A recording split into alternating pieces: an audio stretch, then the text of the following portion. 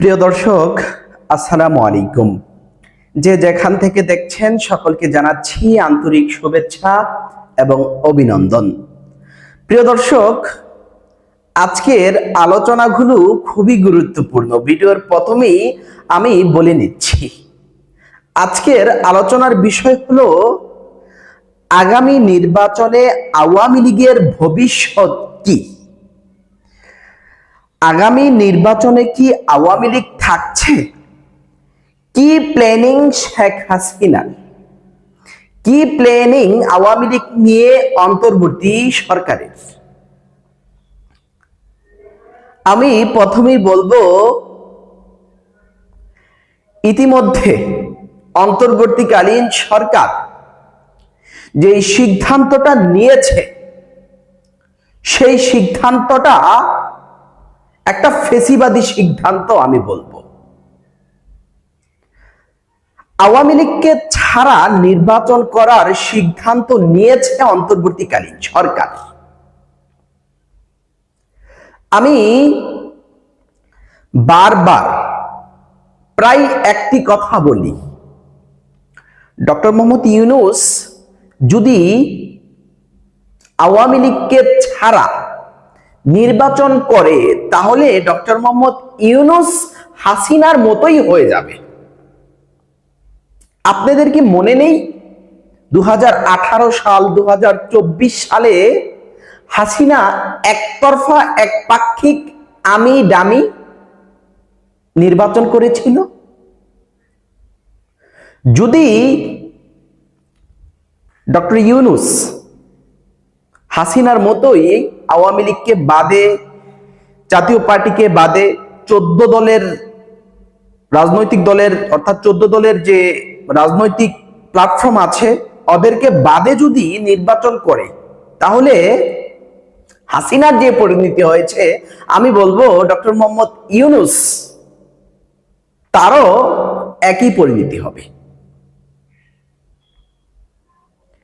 প্রিয় দর্শক, বেশ কয়েকদিন ধরেই রাজনীতির মাঠে একটা টানাপোড়েন তৈরি হয়েছে, রাজনীতির মাঠে একটা সংকট তৈরি হয়েছে, রাজনীতির মাঠে জ্বলন্ত আগুন জ্বলছে। প্রিয় দর্শক, আপনারা কিন্তু সকলেই অবগত আছেন, গতকাল আন্তর্জাতিক 3টি গণমাধ্যমকে শেখ হাসিনা সাক্ষাৎকার দিয়েছে। এর মধ্যে অন্যতম প্রধান একটি হলো বার্তা সংস্থা রয়টার্স।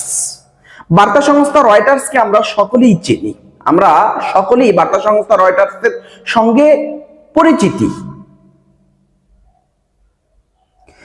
ইতিমধ্যে বার্তা সংস্থা রয়টার্সকে হাসিনা বলেছে,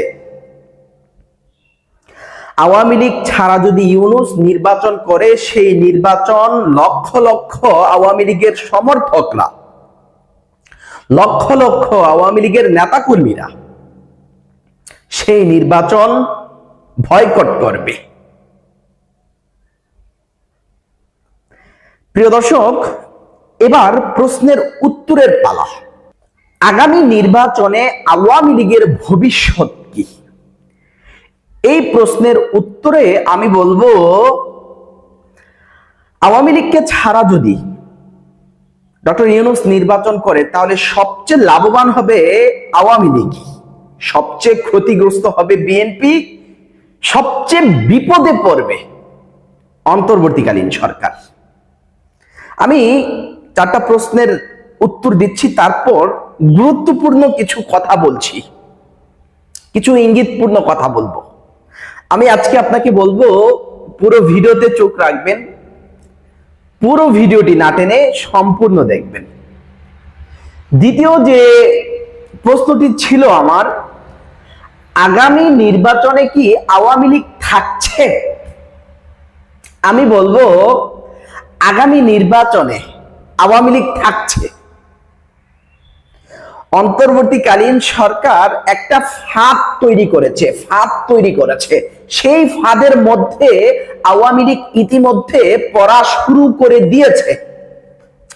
ইতিমধ্যে একটা সিদ্ধান্ত নেওয়া হয়েছে, আন্ডারগ্রাউন্ডে সিদ্ধান্ত নেওয়া হয়েছে আওয়ামী লীগকে ছাড়া অন্তর্বর্তীকালীন সরকার নির্বাচন করবে। সেটা পাবলিশড হয়ে গিয়েছে, সেই তথ্যটা ফাঁস হয়ে গিয়েছে, সেটা আওয়ামী লীগ জেনে গিয়েছে। আওয়ামী লীগ বুঝে গিয়েছে সত্য সত্যই আওয়ামী লীগকে ছাড়া অন্তর্বর্তীকালীন সরকার নির্বাচন করে ফেলবে। ডক্টর মোহাম্মদ ইউনূস তিনি ভালো করেই জানে একটা দলকে নিষিদ্ধ করে নির্বাচন করলে সেই নির্বাচনটা প্রশ্নবিদ্ধ থাকবে, সেই নির্বাচনটা প্রশ্নবিদ্ধ হবে, এটা স্বাভাবিক। এটা ডক্টর মোহাম্মদ ইউনূস ভালো করে টের পেয়ে গিয়েছে। ইতিমধ্যে পশ্চিমা দেশগুলো, ইউরোপের দেশগুলো, ভারতীয় উপমহাদেশের দেশগুলো তারা চাচ্ছে বাংলাদেশে অন্তর্ভুক্তিমূলক আওয়ামী লীগকে নিয়ে, জাতীয় পার্টিকে নিয়ে, 14 দলকে নিয়ে একটা অবাধ, সুষ্ঠু, নিরপেক্ষ একটা নির্বাচন হোক, তারা চাচ্ছে। প্রিয় দর্শক, আমি বলবো আওয়ামী লীগ আগামী নির্বাচনে থাকবে। কি করে থাকবে? ইতিমধ্যে সরকারের পক্ষ থেকে একটা চাঞ্চল্যকর সিদ্ধান্ত নেওয়া হয়েছে, আজকে বলে দিলাম। সেই সিদ্ধান্তটা হলো সরকার কিছুদিনের মধ্যেই শেখ হাসিনা সহ যারা আওয়ামী লীগের রাবক বল আছে তাদেরকে ফাঁসি বা যাবজ্জীবন বা তাদের বিচার শেষ করে ফেলবে। অর্থাৎ ল অ্যান্ড অর্ডারের মাধ্যমে তাদের বিচার কাজ সম্পূর্ণ হবে। তারা সকলেই মানবতা বিরোধী অপরাধে দণ্ডপ্রাপ্ত বা যাবজ্জীবন হয়ে থাকবে তাদের। এরপর পরই অন্তর্বর্তীকালীন সরকারের পক্ষ থেকে বলা হবে যারা আওয়ামী লীগের ফ্রেশ, যারা জুলাই আগস্টের গণহত্যার সাথে জড়িত নয়, তারা নির্বাচন করতে পারবে। অর্থাৎ সরকারি একটা প্রক্রিয়ার মাধ্যমে শেখ হাসিনাকে বাদ দিয়ে আওয়ামী লীগের যারা গণহত্যার সাথে জড়িত তাদেরকে বাদ দিয়ে সরকার একটা ওয়েতে, একটা প্রসেসিং এ আওয়ামী লীগকে নির্বাচনে আনবে। তখন আওয়ামী লীগ কি বলবে? এই প্রশ্নটা 4টা প্রশ্নের মধ্যে আছে। কি প্ল্যানিং শেখ হাসিনার তখন থাকবে, কি প্ল্যানিং তখন আওয়ামী লীগের থাকবে। তখন আওয়ামী লীগ বলবে আমরা এই ফ্যাসিস্ট, এই ইউনূস, এই জঙ্গিবাদদের অধীনে, অর্থাৎ আওয়ামী লীগ এবং শেখ হাসিনা যেটা বললে সেটাই আমি আখ্যায়িত করলাম। তারা বলবে ফ্যাসিস্ট ইউনূসের অধীনে আমরা নির্বাচনে যাব না। কথায় কথায় তো শেখ হাসিনা, আওয়ামী লীগের নেতা কর্মীরা ইউনূসকে জঙ্গিবাদ, ফ্যাসিস্ট বলে আখ্যায়িত করে, যেটা করে বাংলাদেশের মানুষ শেখ হাসিনাকে। শেখ হাসিনা এখন দেখি ইউনূসকে নিয়ে এমন মন্তব্য করে। যাই হোক প্রিয় দর্শক, আমি সেদিকে যাব না।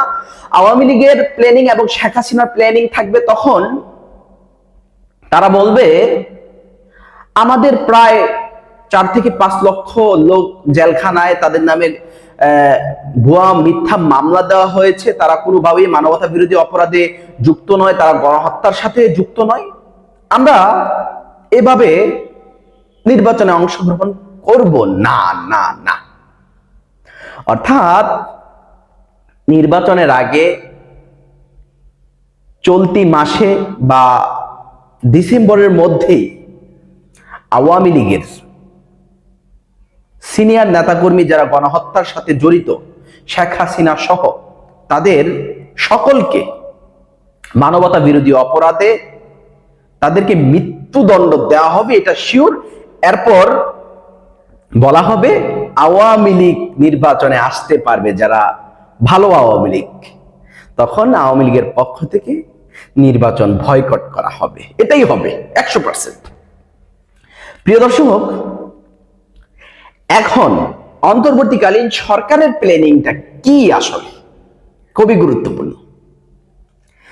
এখন অন্তর্বর্তীকালীন সরকারের প্ল্যানিংটা, সরকার আওয়ামী লীগ ইস্যুতে কিছুই বলবে না। সরকার আওয়ামী লীগ ইস্যুতে শুধু বলবে তাদের বিচার হবে, আদালতের মাধ্যমে বিচার হবে, আদালত যেটা ফয়সালা করে, বিচারিক প্রক্রিয়ার মাধ্যমে আওয়ামী লীগের কি হয় সেটাই হবে। অর্থাৎ যেটা বললাম, বিচার হবে আদালতে, শেখ হাসিনার ফাঁসি হবে মানবতা বিরোধী অপরাধে, ওবায়দুল কাদের সহ, আসাদুজ্জামান কামাল সহ যারা রাবত বোয়াল আছে তাদের ফাঁসি হয়ে যাবে ল এন্ড অর্ডারের মাধ্যমে। এরপর সরকারের পক্ষ থেকে বলা হবে যারা ফুল ফ্রেশ তারা নির্বাচনে আসুক। তখন সরকারের নির্বাচনটাকে বয়কট করবে শেখ হাসিনা। ইতিমধ্যে নির্বাচন বানচালের কিন্তু একটা আভাস শেখ হাসিনা দিয়ে দিয়েছে। আপনার কি মনে আছে গতকালকের বার্তা সংস্থা রাইটার্সের প্রতিবেদনটার কথা? শেখ হাসিনা কিন্তু একের পর এক হুঁশিয়ারি বার্তাও কিন্তু দিচ্ছে। যাই হোক প্রিয় দর্শক, সেদিকে যাব না, ভিডিওটি লং হয়ে যাচ্ছে, ক্ষমা চাচ্ছি। প্রিয় দর্শক, প্রশ্নগুলো নিয়ে অবশ্যই আপনার মূল্যবান মতামত কমেন্ট বক্সে লিখে আমাদেরকে জানাবেন। অবশ্যই প্রিয় দর্শক, আমরা এই চ্যানেলটিতে নতুন করে ভিডিও আপলোড দেওয়া শুরু করেছি। অবশ্যই প্রিয় দর্শক, আপনার মূল্যবান মতামত কমেন্ট বক্সে লিখে আমাদেরকে জানাবেন। চ্যানেল নতুন হলে অবশ্যই চ্যানেলটি সাবস্ক্রাইব করবেন। ধন্যবাদ।